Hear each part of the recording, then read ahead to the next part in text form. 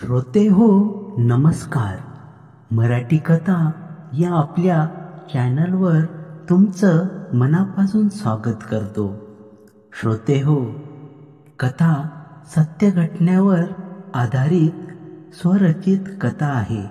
चला तर मग पाहूया का आईने आपल्या मुलाचाच जीव घेतला असेल.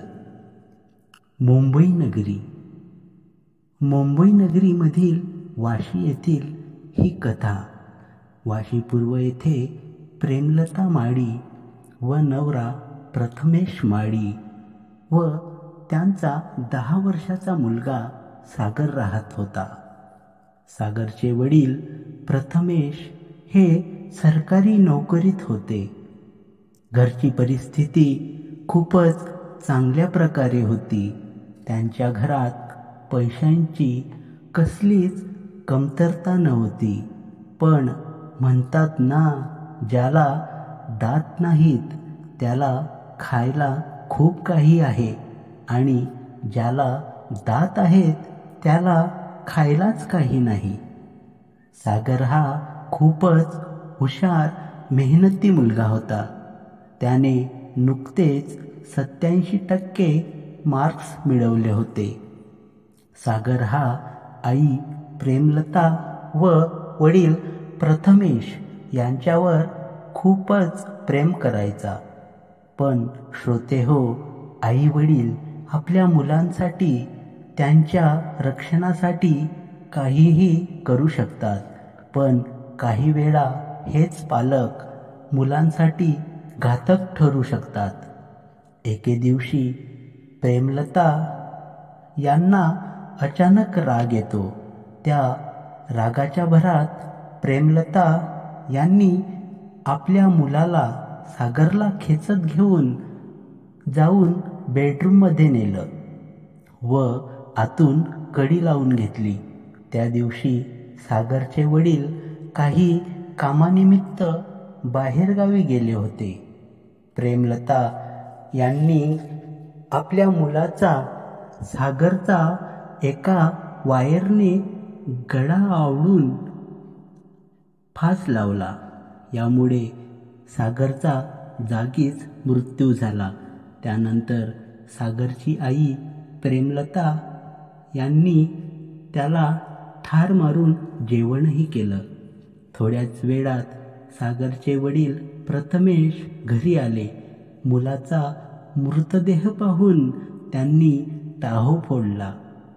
बाप खचला. काय झालं काही समजेना. प्रेमलता जेवण करत होती. त्यांनी लगेच सागरला दवाखान्यात नेलं. पण डॉक्टरांनी त्याला मृत घोषित केलं. पोस्टमॉर्टम रिपोर्ट आले. त्यात त्यांनी सांगितले की गळा आवळून सागरचा मृत्यू झाला. त्याच्या मनात आपल्या पत्नीवरच संशय बळावला. कारण सागर मृत अवस्थेत पडून होता आणि प्रेमलता जेवण करत होती. त्यांनी पोलीस कंप्लेंटही केली. सागरच्या आईला अटक करण्यात आली. त्यानंतर पोलीस तपासात सागरच्या आईचा उपचारादरम्यान त्यांना स्किझोफ्रेनिया हा आजार आहे असं समजले. डॉक्टरांनी सांगितले की या आजारामध्ये एखादी व्यक्ती कधीकधी अति आक्रमकपणे तर कधीकधी अति प्रेमळ वागते. प्रेमलता यांची स्किझोफ्रेनिया या आजारामुळे मानसिक स्थिती ठीक नव्हती. त्यामुळे त्यांच्या रागाचा पारा चढला.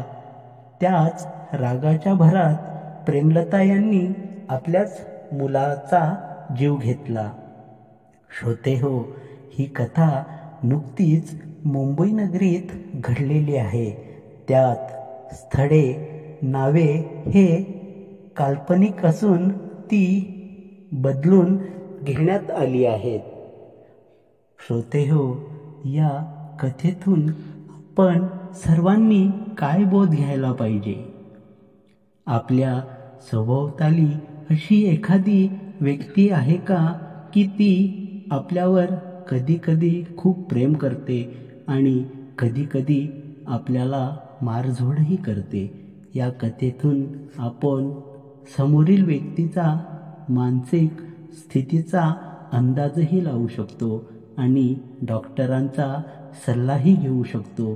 श्रोते हो, तुम्ही चॅनलवर नवीन असाल तर आपल्या चॅनलवर सत्य घटनेवर आधारित कथेसाठी, कौटुंबिक कथेसाठी, बोधकथेसाठी आपल्या चॅनलला लाईक, शेअर, कमेंट्स करायला विसरू नका.